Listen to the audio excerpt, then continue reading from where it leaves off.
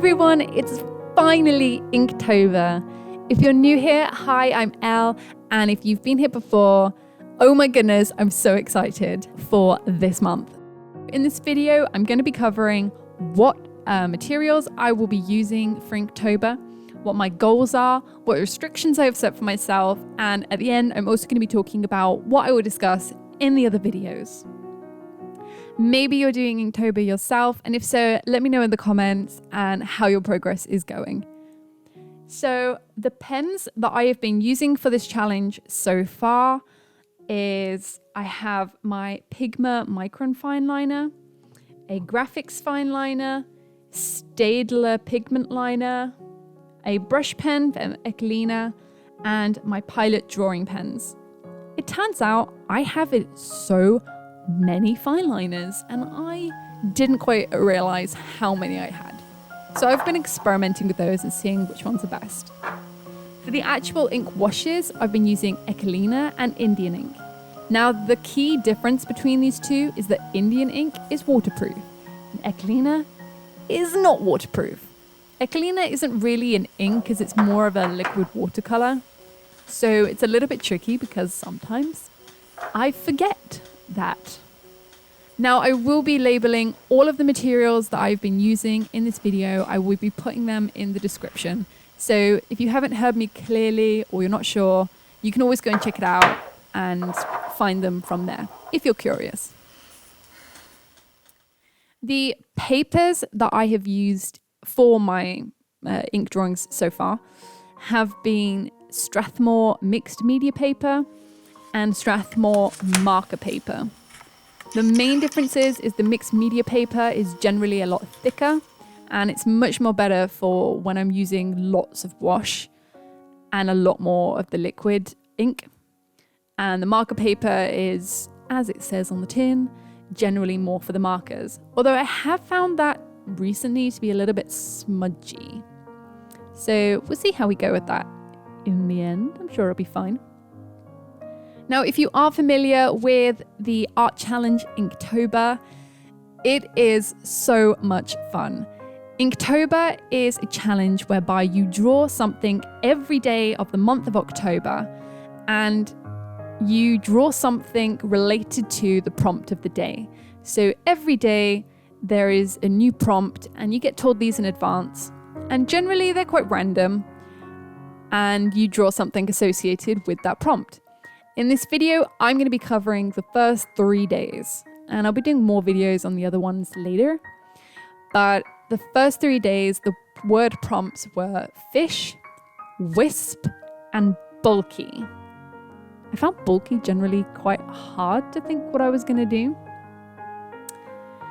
There is one man who kind of said that he started Inktober, and I don't really want to get into that debate right now because he's in something of a bit of a scandal.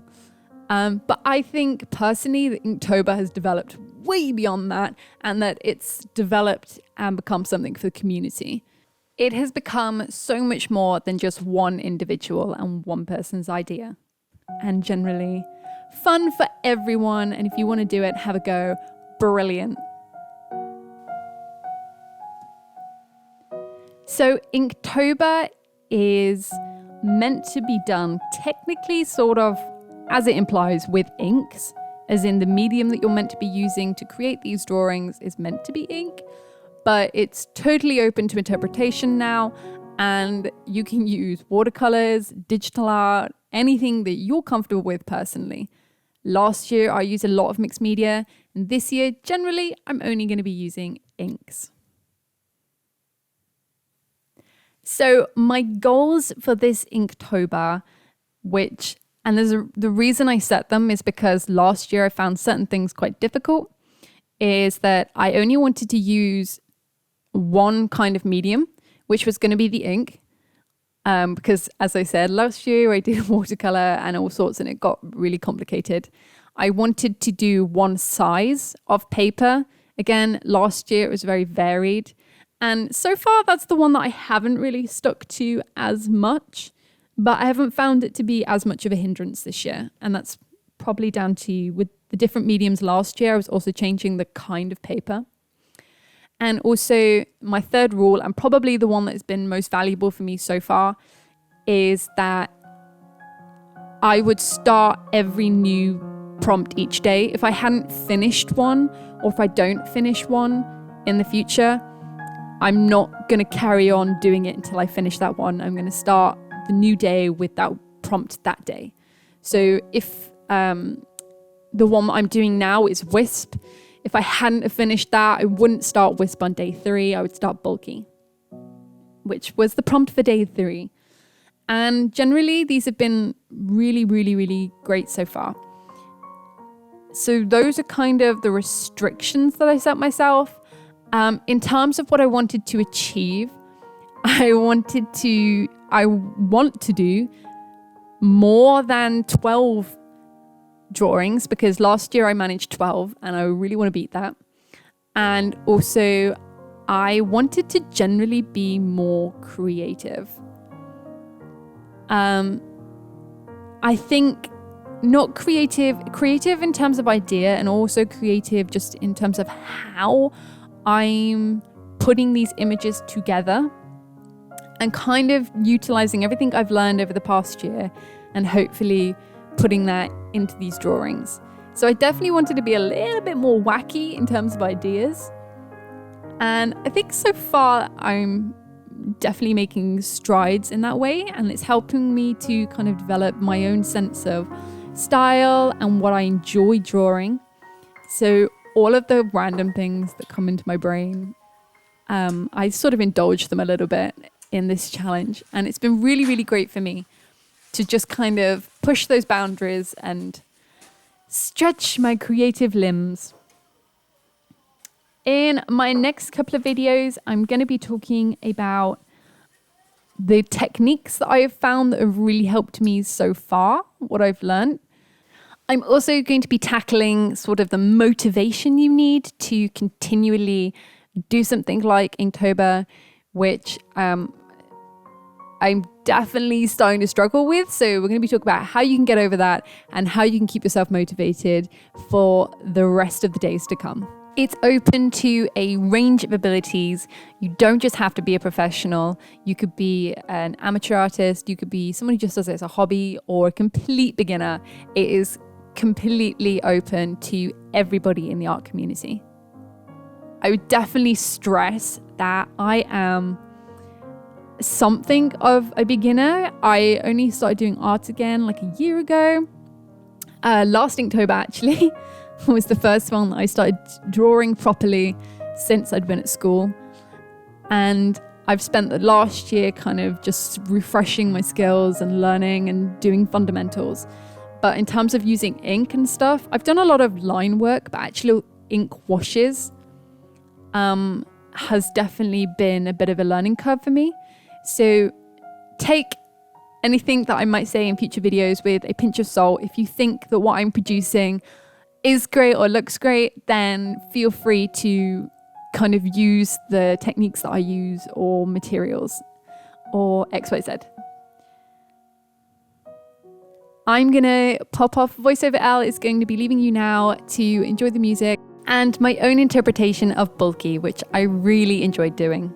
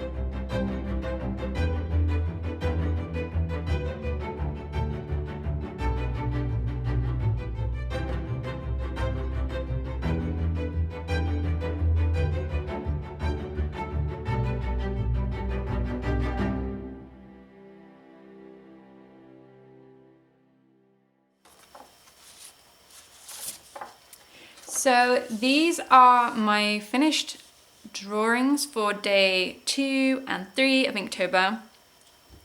The prompt words were wisp, which I thought was so funny that not many people knew what wisp was, because it just didn't occur to me before, and bulky.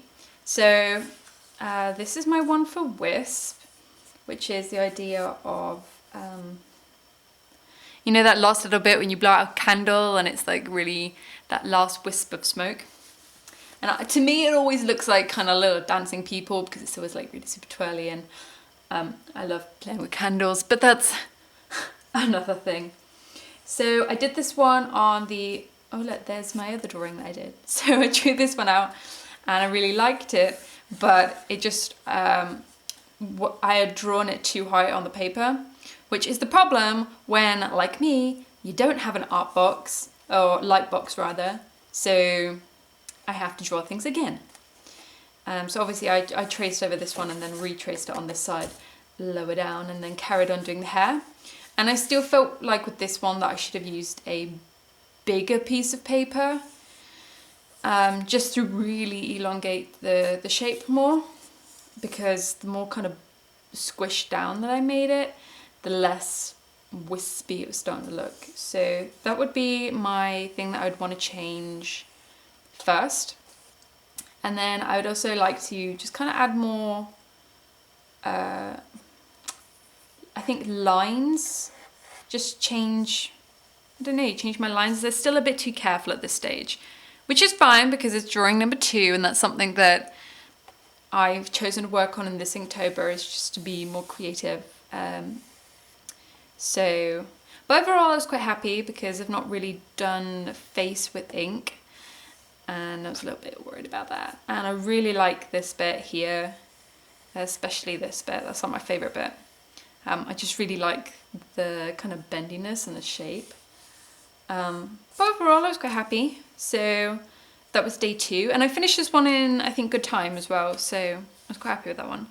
This was day 3, which I really, really liked. The bit I liked the least, I think, is kind of like this up here, with the shape on her arm, and here. I kind of ended up making it darker than I would like, so then I had to, yeah, I just wasn't a fan of it. But I really love her expression. I was really happy with that. I was really happy with the bird, again the hair, and everything that's in the suitcase. And these are all things that legitimately people have tried to take on a plane. Like, why would you do that? Someone genuinely took a jar of eyeballs on a plane. Like, I just, ugh. So I really like that you can kind of really explore this and unpack it. I think this one is perhaps the most vague because it was really hard for me to convey. It's wool. Someone took some bags and bags of wool, but obviously it was quite hard to kind of capture that it's wool without much context being involved. So that's that one. But I really like that you can kind of explore it and find different things. So yeah, the thing I would change, I think, most about this one is just to be stronger and bolder with my line work. Obviously I've inked over parts of this, but not all of it. I've left a lot of it uninked. In terms of fine liners, like this one. So I'm not talking about general ink washes. That I did, and that I was very happy with. But I just mean, yeah, like actual fine liners. I think I could have been made bolder lines generally.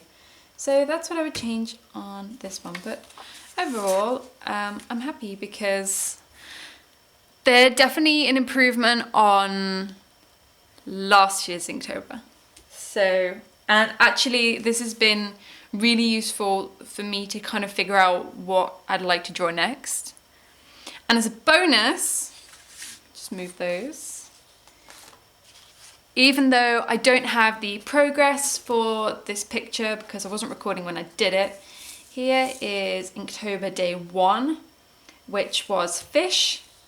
And you can see on here, and you can't really see it when I posted it on Instagram, but I did this, like, I put some colouring pencil of white around the fish to kind of create a glowy effect, which didn't quite work as well as I would have liked.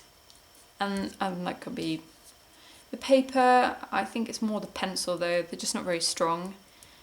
And also, I didn't know this, but obviously now I do, I can't actually overlay colouring pencil on top of the fine liners. So on most of the fish, they were outlined with fine liners.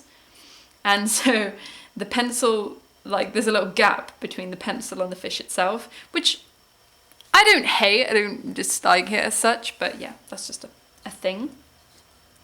I was really pleased with the concept. I really enjoyed the concept on this one. Again, I used the mixed media Strathmore paper. So this one was better because I knew I was going to be doing lots of this inking on the background and I wanted something a bit more sturdy. Whereas this one that I did, this one is on marker paper. And you can't quite tell, it only buckled a little bit, not really a lot. Mostly like down here and here. I quite like this patch, but that was not me. That was something to do with the paper sort of rejecting the ink. It just wouldn't attach. And I think that might have been maybe I rubbed it out too hard or something with a rubber.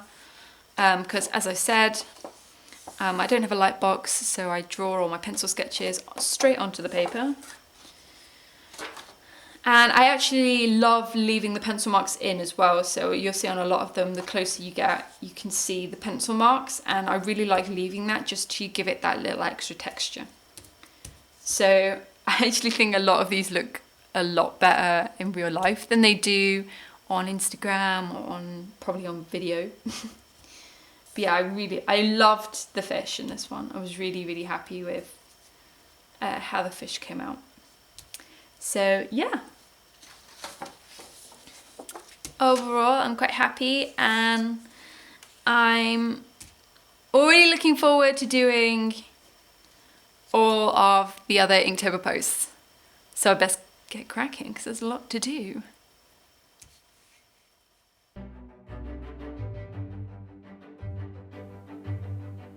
Thank you so much for joining me in this video. If you haven't already, please click the subscribe button down below. You can catch all the materials in my description box, and I really look forward to seeing you all in my next couple of videos where I talk more about Inktober and more about the drawings that I've been doing. I hope everyone else is having a great Inktober, and I'll see you next time. Bye everyone.